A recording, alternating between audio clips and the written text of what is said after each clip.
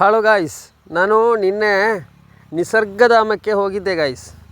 ನಿಸರ್ಗಧಾಮದಲ್ಲಿ ನಿನ್ನೆ ಒಂದು ಆಶೇಳಿನ ಬೆಕ್ಕು ಪತ್ತೆಯಾಗಿದೆ. ಅದು ನಿನ್ನೆ ಬಂದದಂತೆ ಸ್ನಾನ ಮಾಡುವಲ್ಲಿಗೆ. ಅದನ್ನು ನೋಡಿದೆ. ವಿಚಿತ್ರವಾದ ವಿಶೇಷತೆ. ನಾವು ಯಾವ ಮಾತು ಹೇಳಿದರೂ ಅದು ಅರ್ಥ ಆಗ್ತದೆ. ಕನ್ನಡದಲ್ಲಿ ಮಾತಾಡಿದರೂ ಅರ್ಥ ಆಗ್ತದೆ, ಇಂಗ್ಲೀಷಲ್ಲಿ ಮಾತಾಡಿದರೂ ಅರ್ಥ ಮಾಡಿಕೊಳ್ತಾರೆ. ಬಾ ಅಂತೇಳಿ ಕರೆಯುವಾಗ ಬರ್ತದೆ ಅಂತ ಒಂದು ಬೆಕ್ಕು. ನೀವು ನಿಸರ್ಗಧಾಮಕ್ಕೆ ಹೋಗಿದ್ದೀರಾ? ಏನಾಗಿದೆ ಗೊತ್ತಾ, ಅಲ್ಲಿ ಭಾನುವಾರ ಶಾಲಾ ರಜೆ ದಿನದಲ್ಲಿ ದೊಡ್ಡವರಿಗೆ 80 ರೂಪಾಯಿ ಅಂತೆ, ಚಿಕ್ಕ ಮಕ್ಕಳಿಗೆ 40 ರೂಪಾಯಿ ಅಂತೆ. ಶಾಲಾ ರಜೆ ಇಲ್ಲದ ದಿವಸ ದೊಡ್ಡವರಿಗೆ 60 ರೂಪಾಯಿ ಅಂತೆ, ಚಿಕ್ಕ ಮಕ್ಕಳಿಗೆ 30 ರೂಪಾಯಿ ಅಂತೆ. ತುಂಬ ವಿಶೇಷ ಕಾಣ್ತಾ ಇರ್ತದೆ. ಶಾಲೆ ರಜೆ ಇಲ್ಲದೆ ಯಾರಾದರೂ ಹೋಗ್ತಾರೆ ನಿಸರ್ಗಧಾಮಕ್ಕೆ? ಇರಲಿ ಬಿಡಿ, ಸಾವಿರಾರು ಜನ ಒಂದು ದಿವಸ ಹೋಗ್ತಾರೆ ನಿಸರ್ಗಧಾಮಕ್ಕೆ. ಅದರ ಒಳಗೆ ಹೋದರೆ ಪ್ರತಿಯೊಂದು ಯಾವುದು ನಾವು ತಗೊಳ್ಳೋದಾದರೂ ಟಿಕೆಟ್ ಉಂಟು. ಮತ್ತು ನಾವು ಈ ದುಡ್ಡು ಕೊಟ್ಟು ಯಾಕೆ ನಾವು ಅಷ್ಟು ಕಷ್ಟದಲ್ಲಿ ನೋಡೋದು? ಆಯಿತು, ನಾವು ನಮ್ಮ ಮಕ್ಕಳೆಲ್ಲ ಹೋಗಿ ನೋಡಿದೆವು. ಒಳಗೆ ಅಲ್ಲಿ ಒಳಗೆ ಹೋಗ್ಲಿಕ್ಕೆ ಆಗಲಿಲ್ಲ, ಮತ್ತು ತುಂಬ ಪ್ರಾಣಿ ಒಳಗೆ ಹೋಗಲಿಕ್ಕೆ ಆಗಲಿಲ್ಲ.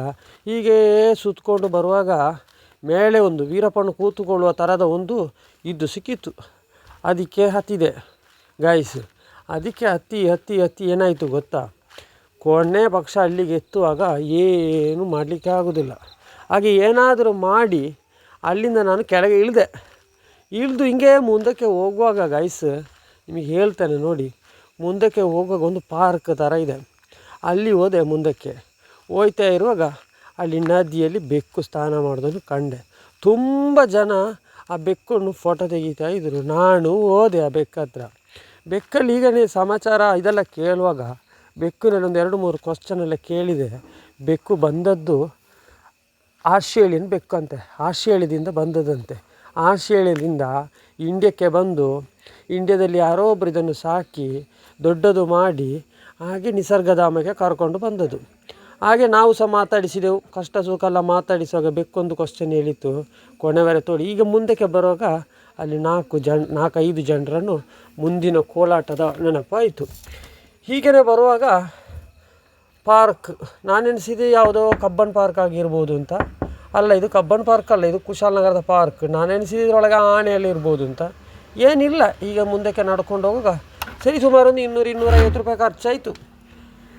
ಇವೆಲ್ಲ ನೋಡಿ ಬರುವಾಗ ಲಾಸ್ಟಿಗೆ ಮಕ್ಕಳಿದು ಒಂದೇ ಕೂಗುದು, ಎಂತಾದರೂ ಆಟ ಆಡಬೇಕು ಅಂತ. ಹಾಗೆ ಸೀದಾ ವಾಪಸ್ ಅದರ ಮೇಲೆ ಹತ್ತಿದೆವು. ಯಾವುದು, ಈ ವೀರಪ್ಪನ ಕೂತುಕೊಂಡ ಜಾಗ ಉಂಟಲ್ಲ, ಅದರ ಮೇಲೆ ನಾವು ಹತ್ತಿದೆವು.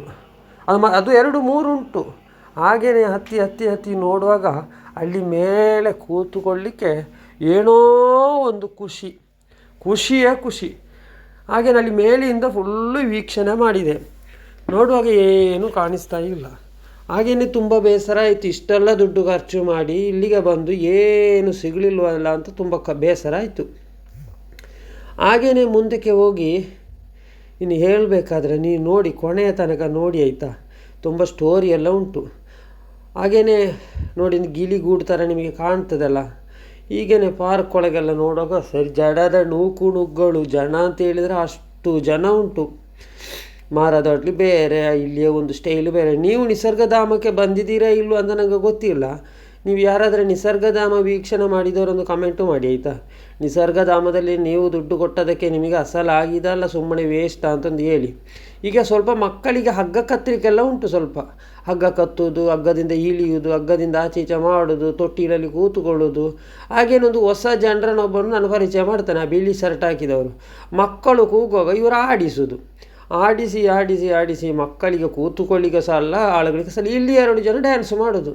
ಹಾಗೆಯೇ ಮುಂದಕ್ಕೆ ಹೋಗಿ ನೀವು ಕುಶಾಲನಗರ ನಿಸರ್ಗಧಾಮಕ್ಕೆ ಹೋದವರು ಯಾರಾದರೂ ಇದ್ದರೆ ಈ ಚಾನೆಲನ್ನು ಲೈಕ್ ಮಾಡಬೇಕು. ಮುಂದೆ ನೆಕ್ಸ್ಟ್ ಇನ್ನು ಕೂರ್ಗಿದು ತುಂಬ ವೀಡಿಯೋ ಎಲ್ಲ ಹಾಕ್ಲಿಕ್ಕೆ ಉಂಟು. ಕೊನೆಯದಾಗಿ ನನ್ನ ಮಗಳು ಉಯ್ಯಾಲೆ ಥರದೊಂದಿತ್ತು. ಇದು ನಾವು ಮೀನು ಹಿಡಿಯೋದು ಅಂತ ನೆನೆಸಿದೆ ಸ್ಟಾರ್ಟ್